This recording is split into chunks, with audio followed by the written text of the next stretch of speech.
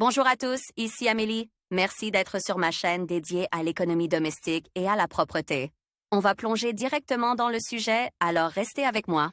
Il est important de savoir comment diagnostiquer, prévenir et prendre en charge les maladies cardiovasculaires, car elles figurent systématiquement parmi les 3 premières causes de décès. Il existe 10 signes caractéristiques de problèmes cardiaques, et le fait d'y prêter attention vous aidera à éviter les conséquences négatives. L'apparence comme signe distinctif. Une étude scientifique récemment publiée par la Société européenne de cardiologie n'a fait que confirmer les schémas généraux identifiés il y a longtemps et fermement appris par les cardiologues praticiens. Ils ont tendance à se concentrer sur les signes indubitables d'une pathologie cardiaque évidente dans l'apparence du patient. Certains d'entre eux, pris séparément, peuvent témoigner d'autres pathologies des organes internes, mais ensemble, ils forment un tableau clinique clair, immédiatement reconnaissable par l'œil du professionnel. Couleur des lèvres. Le bleuissement des lèvres est un signe certain d'insuffisance cardiaque. Elles prennent une teinte bleutée, que l'on devine souvent même sous une couche de rouge à lèvres chez les femmes. Un bleuissement de courte durée,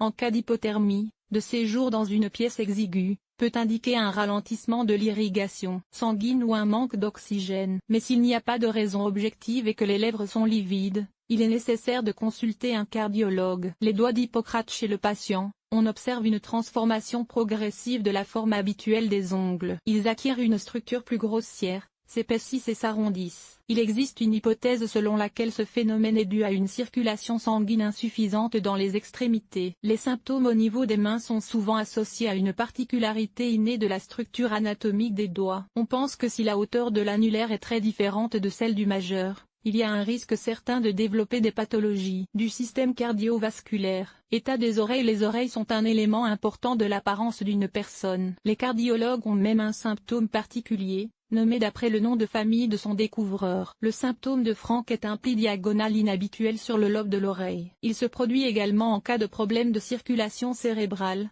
mais si un patient de sexe masculin présentant le symptôme de Franck a également une pilosité abondante dans les oreilles, la présence d'un symptôme coronarien est certaine. Cette dernière observation appartient aux cardiologues indiens. Lire aussi. L'arrêt cardiaque est une fin de vie imminente. Il est rare que les médecins parviennent à relancer le muscle cardiaque, une ambulance.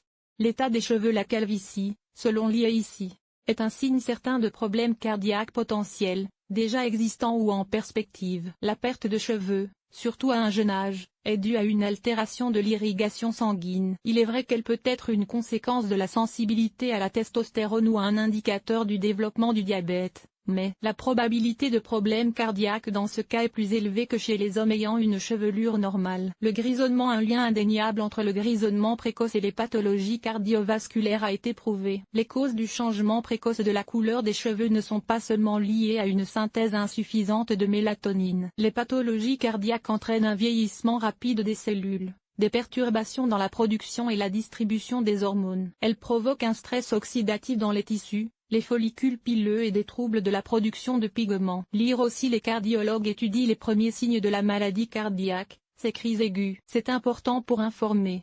Autre signe. Même sans avoir recours à une visite chez le cardiologue, une personne peut affirmer avec certitude qu'elle a des problèmes liés à l'activité cardiaque et à l'état des vaisseaux sanguins. Il est très important d'identifier lesquels et de commencer un traitement opportun, quel qu'il soit. C'est pour cela qu'il faut aller chez le médecin. Les signes les plus caractéristiques sont les suivants. Fatigue générale permanente, le repos, court ou long, n'est d'aucun secours. Gonflement des extrémités. La plupart des gens ont les pieds gonflés, mais les doigts et les orteils peuvent également gonfler. Une toux gênante, en particulier une toux qui ne disparaît pas au cours de la journée ou qui apparaît en position allongée. Perte d'appétit, associée à une anxiété constante et à une apathie concomitante. État de la peau, apparition de xanthomes, de taches, d'éruptions cutanées, d'une pâleur ou d'une lividité inquiétante. Pour référence, tous ces signes, même la douleur qui se répercute dans le bras gauche ou sous l'omoplate, peuvent apparaître dans d'autres maladies.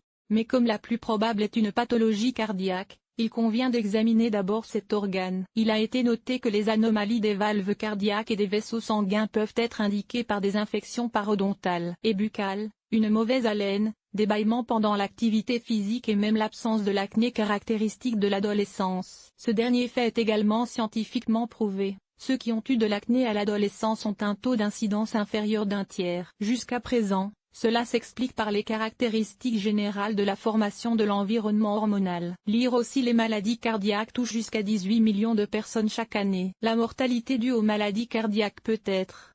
Des millions de personnes dans le monde souffrent de problèmes cardiaques et des anomalies vasculaires, cause primaire ou conséquence de maladies d'un organe vital. Trop de raisons provoquent leur développement, de la surcharge physique à l'hypodynamie, des troubles hormonaux à l'abus d'alcool.